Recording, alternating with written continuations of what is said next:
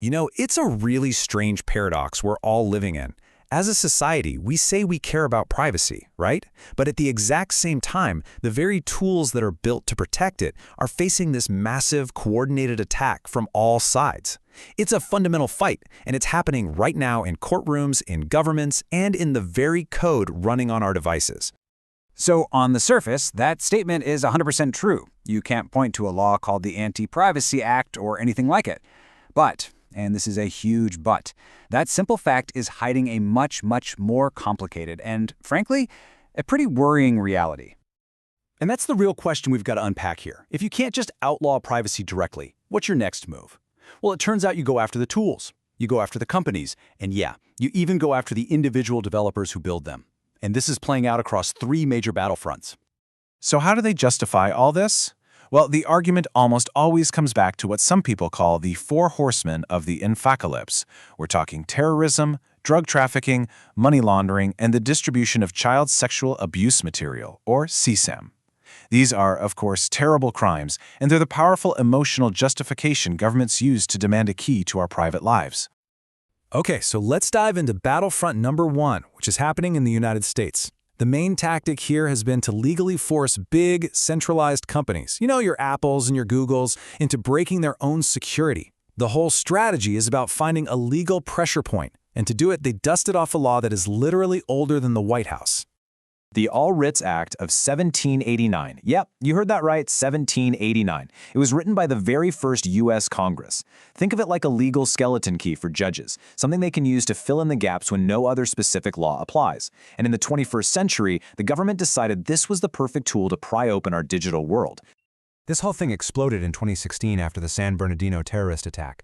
The FBI didn't just ask Apple for help, they demanded that Apple create entirely new software, a special GovOS, specifically to break the security of an iPhone.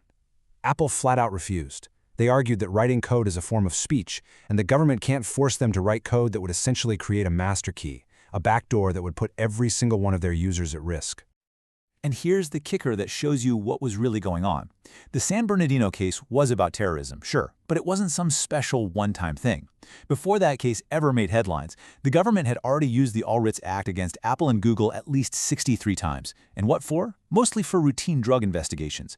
This wasn't an emergency tool. It was quietly becoming standard operating procedure. But governments are smart. They adapt. So what happens when there's no big company to lean on? What if the privacy tool is decentralized, open source with no headquarters to send a court order to? Well, the government just shifts its aim. And this brings us to the second battlefront. If you can't coerce the company, you just prosecute the developer. And that brings us to a guy named Roman Storm. He was a developer who worked on Tornado Cash, which was a privacy tool for the Ethereum blockchain. Now, get this, he wasn't accused of laundering money. He was put on trial for writing and publishing the code that other people, including a North Korean hacking group, allegedly used for that purpose. The government's whole case was that Tornado Cash wasn't just code. It was an unlicensed money-transmitting business. But Storm's defense was simple and powerful. He just wrote code.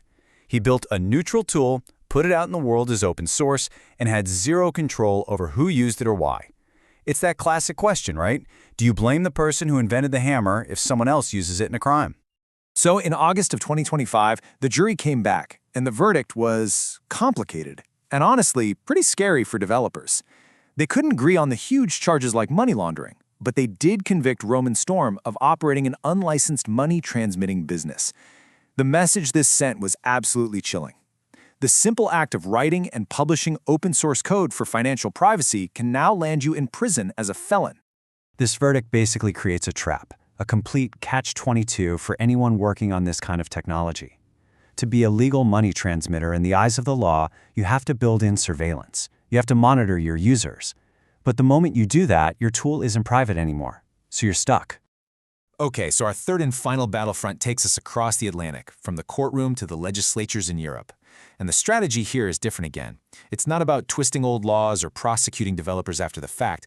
No, this is about writing brand new laws that require mass surveillance right from the get-go, making real privacy impossible by design.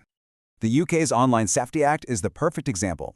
It's clever because it doesn't say encryption is illegal. Instead, it gives a regulator the power to order a company to scan every private message on its platform. For an app like Signal or WhatsApp, which uses end-to-end encryption, that is literally impossible without blowing up their entire security model. The only way to do it is with something called client-side scanning, which means the app would have to scan your messages on your phone before they're even encrypted. And the stick they use to enforce this, it's huge. We're talking fines of up to 10% of a company's global annual revenue. For a company like Apple or Meta, that's not just a fine. That is an existential, company-ending threat. And this has led to an absolutely epic standoff. The president of Signal has said, point blank, that they will pull their app from the UK entirely before they ever compromise their encryption. It's become this high-stakes game of chicken between some of the world's biggest tech companies and the British government. A really similar fight was happening over in the EU with a proposal everyone started calling chat control. It had the same goal, mandatory scanning of private messages. But in this case, a really strong coalition of privacy groups and key countries like Germany, Poland, and Estonia pushed back hard. After years of intense debate, the whole thing fell apart in late 2025. It was a huge win for privacy, for now at least. So, okay, we've looked at these three different battlefronts: coercing companies, prosecuting coders, and mandating surveillance. What's the big takeaway here? It's that the very design of a privacy tool, how it's actually built, now determines exactly how a government is going to attack it. This chart really lays it all out, doesn't it? It shows you exactly how the playbook is changing. For centralized apps like WhatsApp, the weak point is the company headquarters you can sue. For decentralized code like Tornado Cash, there is no company, so they go after the developer. You can see the progression clear as day. Governments are shifting their attacks from targeting the data to targeting the company, and now to targeting the coder.